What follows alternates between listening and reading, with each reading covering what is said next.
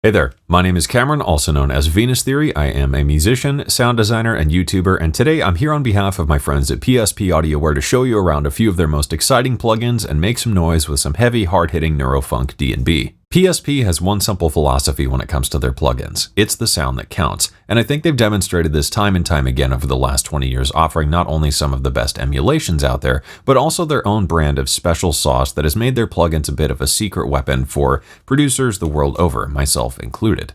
With that said, today we're going to be using 8 of PSP's flagship processors to finalize a mixdown session with some of my favorite effect and mixing plugins, and then add a sense of depth and dimension to the entire mix with some mastering processors. We'll be doing this using a combination of ready-to-go presets and some tweaks made by hand. If you want to check out any of the plugins from today's demonstration for yourself or pick them up, you can find more information about all of these over at PSPaudioware.com. But before we get into all that, let's take a quick listen to this entire session before these plugins are applied and then after, and then we'll break down how it was done step by step.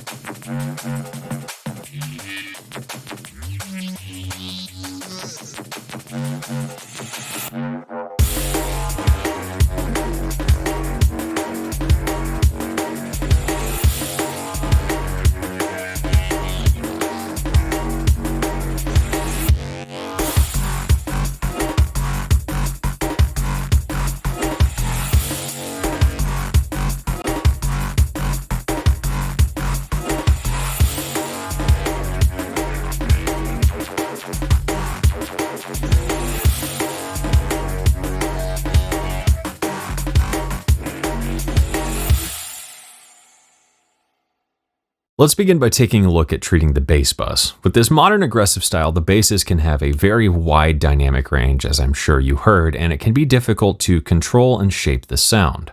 To get the bass bus in line and under control, we'll be using PSP's flagship Infinistrip plugin. This is a channel strip format tool with a modular flow, allowing you to create your own channel strip on the fly using an ever-expanding list of modules with 25 currently available. This is a great plugin with zero latency, making it a great tool for headphone mixes during a tracking session, live session mixing, or broadcast and podcast production. In this instance, to get things started, I've used the filter module here to clean up the aggressively hissy high end as well as the sub frequencies. Let's take a quick listen before and after.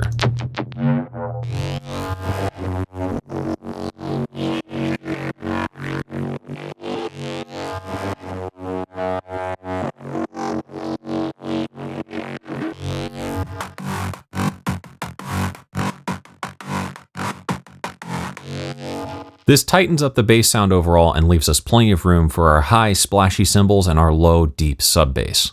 Next up here, we have the 70s preamp. This is designed to emulate the sound of solid-state Class A dynamic preamps of the 70s preamps and consoles. This is a great choice for these aggressive bass sounds because we can add an extended low-end response, we can soften the sound overall with some nice gluey saturation, and add a sense of general warmth to these otherwise very digital basses. Let's bypass this and then bring the preamp in to hear the difference this makes in the bass sound.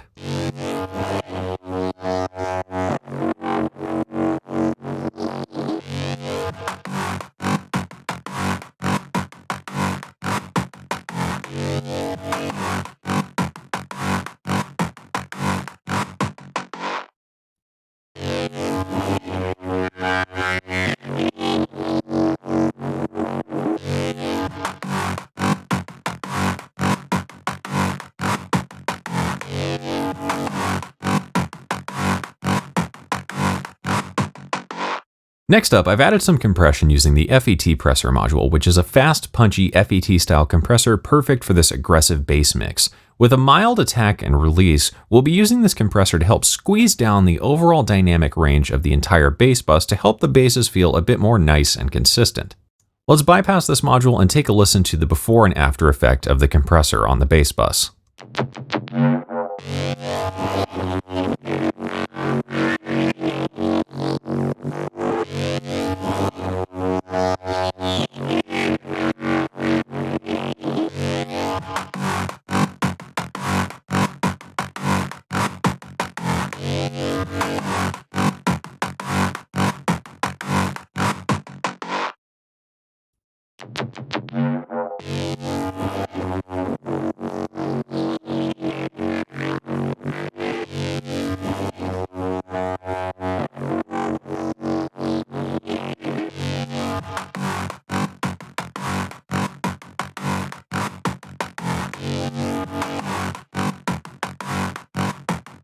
To round out the sound here, I've used the Precursor EQ module, which is designed to reduce any resonant ringing artifacts, which will ensure that our bass sound stays under control and we don't end up overly enhancing any of the squawky sounds of these aggressive FM basses.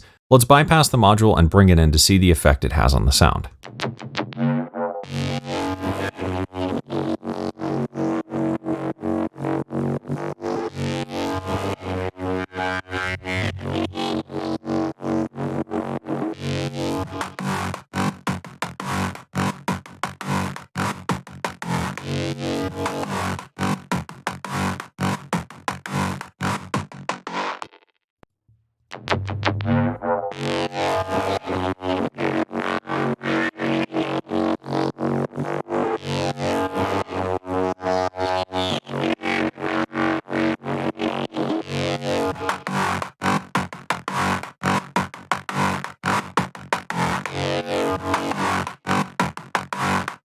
One of the great features of Infinistrip is the ability to audition a bunch of different modules quickly. With the EQ, we could quickly change through the available EQ modules to see which one of these best suits the job. This applies to every module within Infinistrip of the same class, allowing us to change our channel strip on the fly and make easy A/B choices and make sure we have the best combination possible. Let's quickly try this out by auditioning a few different EQs and preamps and compressors, and you'll notice that as we change them, their settings carry over, meaning we don't have to adjust or compensate or tweak anything. We can simply use our ears to guide us.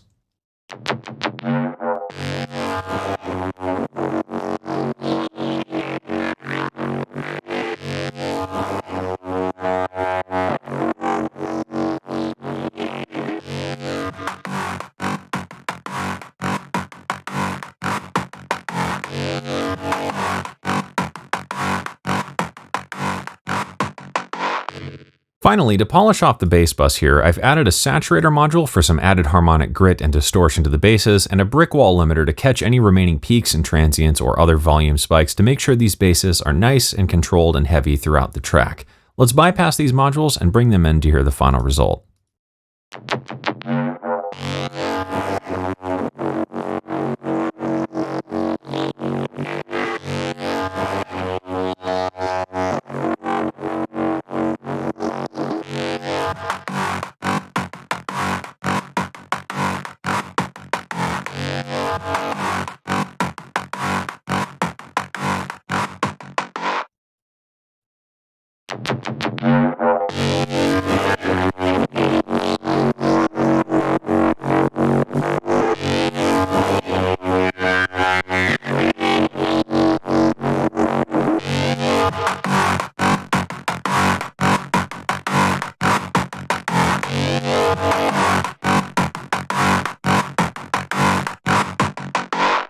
Within the bass group here, I've also used the Rotary plugin to add some modulation and width to the main bass in the track.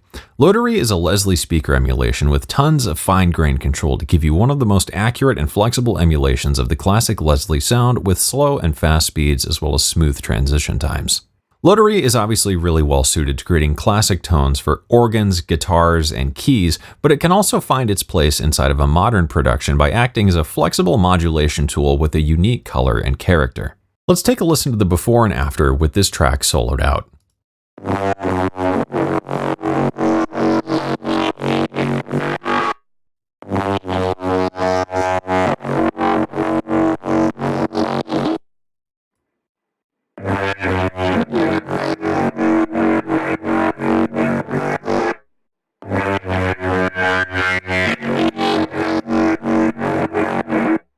To process the bass sound, I've used the EQ in the main section here to shape the overall sound to add some intensity and grit to the mids, as well as some weight down in the low end. In the amplifier section, I've used quite a bit of drive, as well as up the input to intensely overdrive the amplification stage. Let's go down and change the mix to 100% and experiment with these two controls to see how they alter the sound.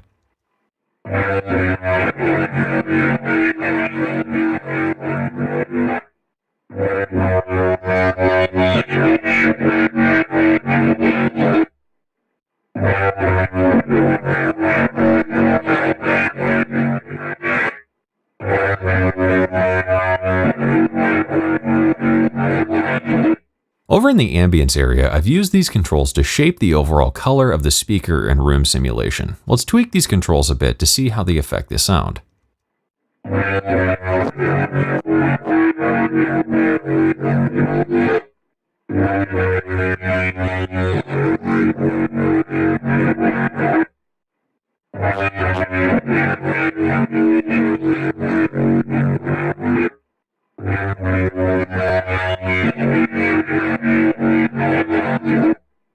Down in the drum section, I've used the mic controls to change the microphone setup to add a bit more mid-range bark to the sound and rolled off the tone just a little bit to avoid any high-end screeching from the bass sound. Down in the bottom area, we can then dial in the stereo width to enhance the image of the bass sound overall. And then we can use this mix knob to blend the plugin to taste in order to create maybe a bit less of an obvious effect and something a bit more subtle. Let's roll back the mix knob now to blend it in against our original sound.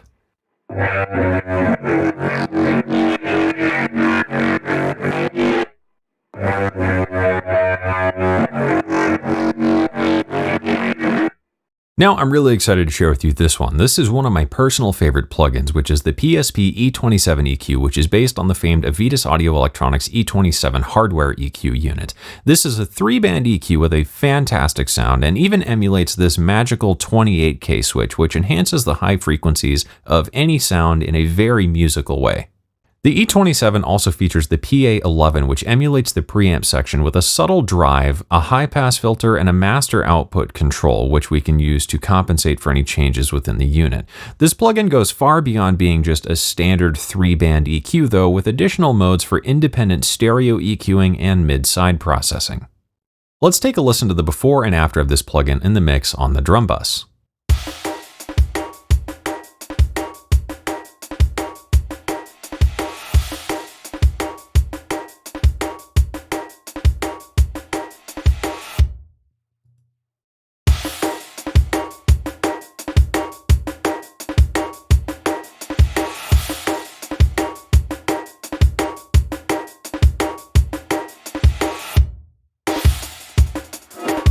To enhance the drum bus, I've added a little bit of drive from the preamp sections to bring a bit of glue to the drum mix. The distortion from this preamp is pretty subtle overall, but if you push it harder, you can start to add a little bit of heat to the elements of your mix in a transparent but musical way.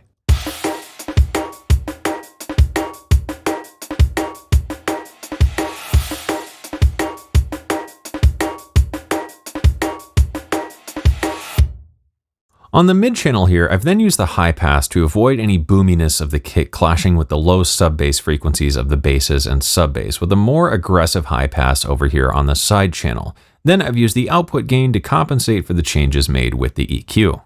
To treat the drum bus, I've used this in mid-side mode to add some aggression and bark to the mid channel with a slight low-end boost and a boost for some weight to the snare, as well as a subtle lift with some high frequencies using a high shelf. The real magic of this plugin in the case of this session is the side channel work. I've enabled the 28K switch here to add a nice sheen to the overall drum mix, as well as a high shelf lift up here at 14K to make the top end of the drum mix nice and wide. The effect of the 28K switch here feels like taking a blanket off of just about any sound in your mix. Let's turn off the 28K switch here and bring it back in to see how it affects the sound.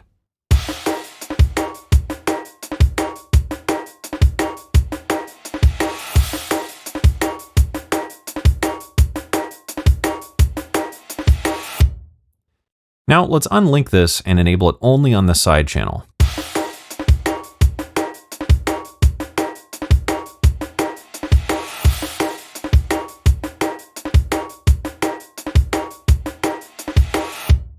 Finally, to finish off the side channel, I've added a little bit of energy at 1.2K and removed some mud with a low shelf at 120 Hz to clean up the side channel. This makes our drums wide, punchy, and cut through the mix with ease.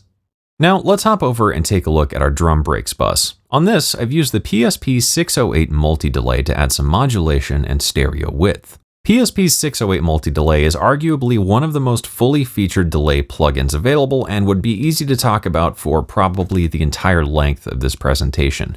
As you can see, this plugin features 8 individually controllable taps with independent stereo positioning, stereo width, modulation, filters, drive, and reverb controls per tap. Let's bypass the plugin here and take a listen to this before and after it's enabled on the drum break mix.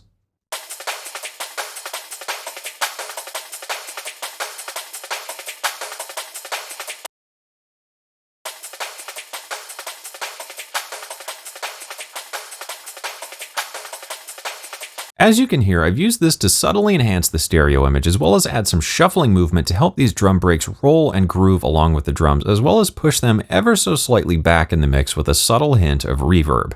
To get a better sense of what's happening inside of this unit, let's up the mix to 100% and take a look. In order to mix these break loops, I've used 4 different delay taps with different timings on each of them to create some pinging grooved echoes, which are then panned out to add some width to the sound using the balance control here.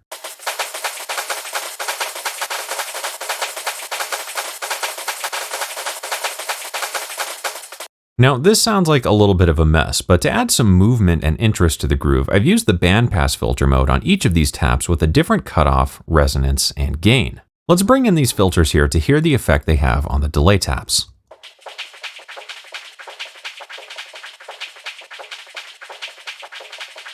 Now we're starting to get somewhere, but to really get these filters moving, I've used the LFO function to modulate each of these delay taps with a different depth to ensure that the effect is dynamic and interesting. Let's enable the LFO up here and hear how the delay sounds with some modulation applied to the filters.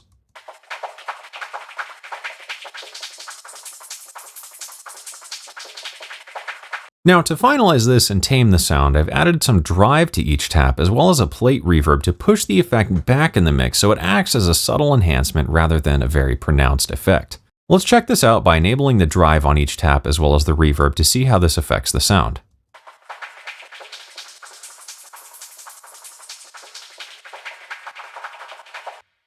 Now let's roll back the mix to blend it in against the original drum break loops.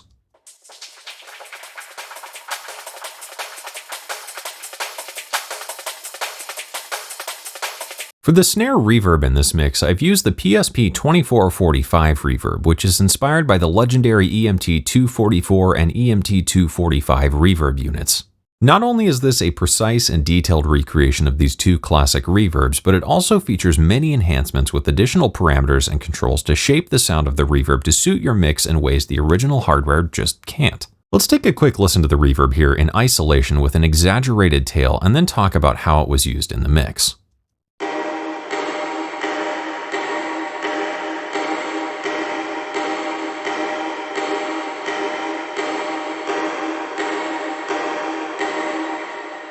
Now let's roll back the tail and time it to our track to find something that's maybe a bit more sensible.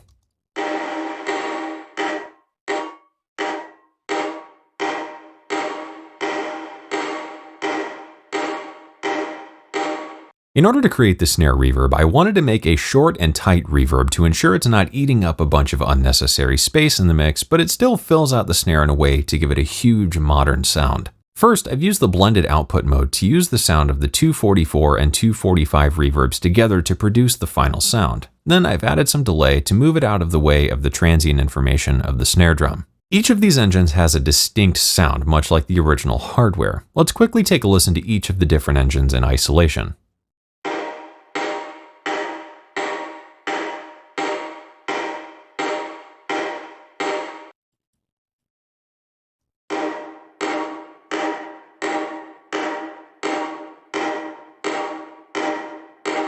So by moving this knob into the center position here, we get a blended output of these two reverbs to create something entirely new. To keep the snare sound up front and not diluted in one big washy reverb tail, I've increased the reflections knob here in order to add more early reflections to the sound, which helps the reverb stay nice and tight. With this control, we can easily blend between the early and later stages of the reverb depending on what a session calls for. Let's quickly take a listen to how this control sounds.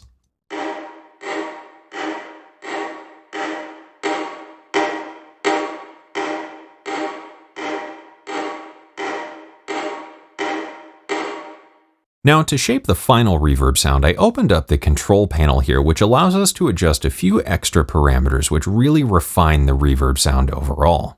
I've added some increased modulation depth with the mod knob here, and then high-pass the reverb with the high-pass filter knob to ensure we aren't muddying up the mix with a bunch of unnecessary low frequencies.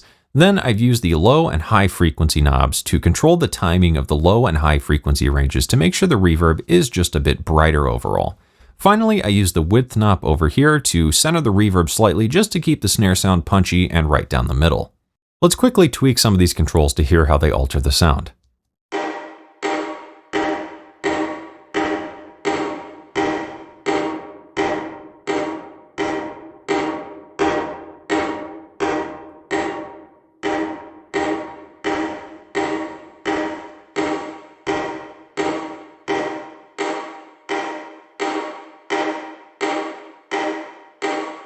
Now at this point I effectively had the mix finished, so it's time to move on to some light mastering work. To kick off the mastering chain, I've used a PSP TripleMeter on the master bus, which is a multi-mode meter offering VU, RMS, and PPM metering and plenty of options to calibrate the meters along with a trim fader and some filters. I began by setting TripleMeter to RMS mode here and then went into the settings and changed the measurement values to be true peak, and this way I can get a more accurate idea of the level of my mix overall. Then I went into the unit and changed this to mid-side mode, and that way I can get a visual guide for how my mix is sitting level-wise in the stereo field. Up in the top here, I've set my reference level to be -14 dBFS to get things started, and I'll enable the processing features here so we can use this to trim our mix down to our reference level. Now that we've got our metering tool set up here, let's take a look at the signal level.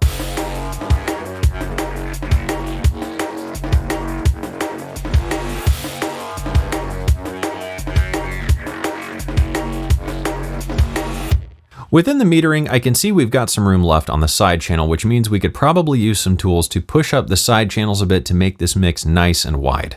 To start off the mastering process, we'll be bringing in two of these PSP oldTimerMBs. oldTimerMB is based on the classic PSP oldtimer compressor, which you may know and love, but as the name and interface would imply, it's broken up into a multi-band version with 3 independent bands and a few other cool tricks up its sleeve. This plugin is also zero latency, so it can be used for live productions as well. This is a great compression unit for many different mix and mastering purposes and offers analog-style processing to add some glue and color to your sound and a controllable valve circuit emulation down here, as well as band-independent stereo width tools and multiple crossover modes to dial in your sound with fine-grained control. Let's take a listen to the before and after of this compressor in action on our master bus.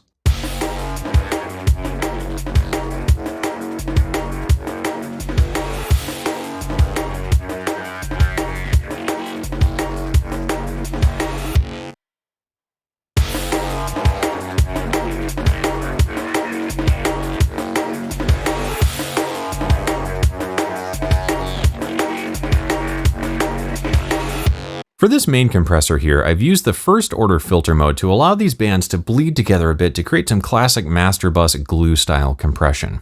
Each band is using a 2:1 ratio, with the attack and release settings being altered to give me a punchy low end and mid range with a tight and controlled high end. Over here to the right hand side, I've used the width controls to shape the stereo image of the mix by widening out the top slightly, adding a touch of width to the mids, and centering the low end to make sure it's nice and tight and will translate well to larger playback systems. To finish it off and add a bit of flavor and mojo, which we could all use now and again, I've used the valve output control to drive up the mix slightly. If we roll this back and start bringing it in, you'll hear how much of a difference this control alone can bring to a mix.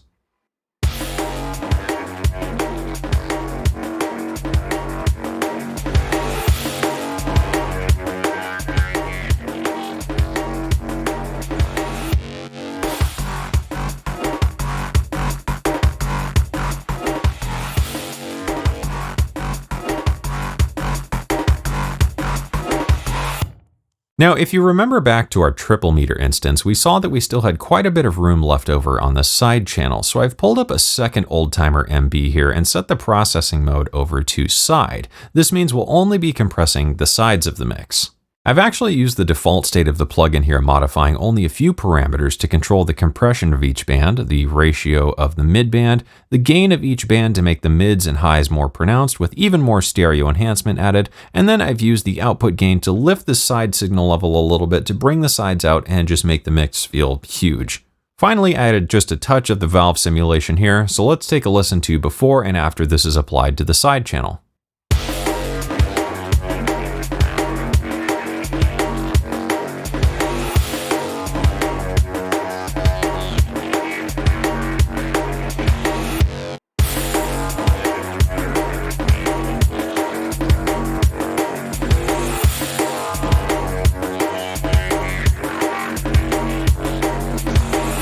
Now, finally, of course, no mix session is complete without a little bit of Vintage Warmer. I'm sure many of you are already familiar with this plugin, as it's one of the most iconic plugins made by PSPaudioware and has been used for decades as somewhat of a secret weapon for many top engineers and producers to add that final touch of magic and bring a track to life. Now, at its core, PSP Vintage Warmer is a dynamics processor. This plugin offers the rich, warm sound of analog processing wrapped up in a single interface and a friendly number of controls. Vintage Warmer can act as a classic soft knee compressor or be used as a brick wall limiter, making it well suited to both mixing and mastering applications. Let's take a listen to the before and after of Vintage Warmer on the master bus.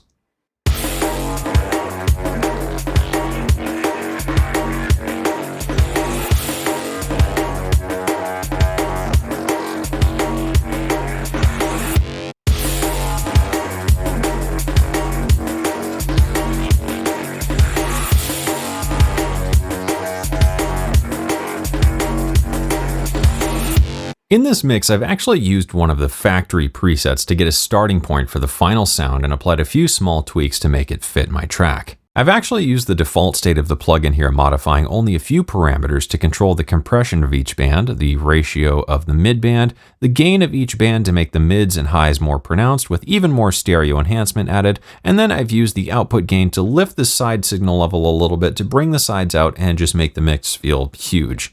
Fat processing mode, and the brick wall features to use this as my final limiter for the session.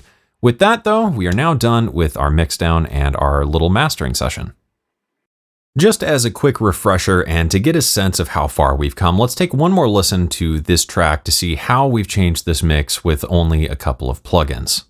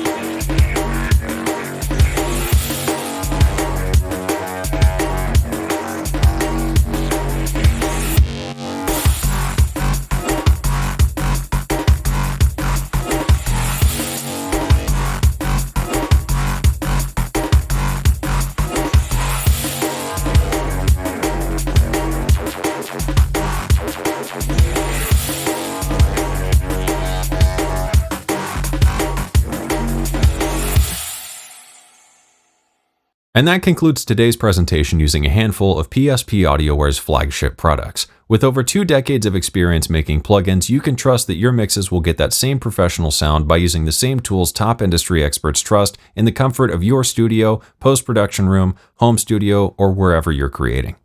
Thanks for watching, and I hope you enjoyed today's demonstration and maybe learned a couple of things along the way. For more information about any of the plugins you saw here today, or to try them out for yourself with a free trial, you can visit PSPaudioware.com. My name is Cameron, also known as Venus Theory, and it's been a pleasure to present this for you here today and, of course, make some tracks with PSPaudioWare plugins. Thanks for watching.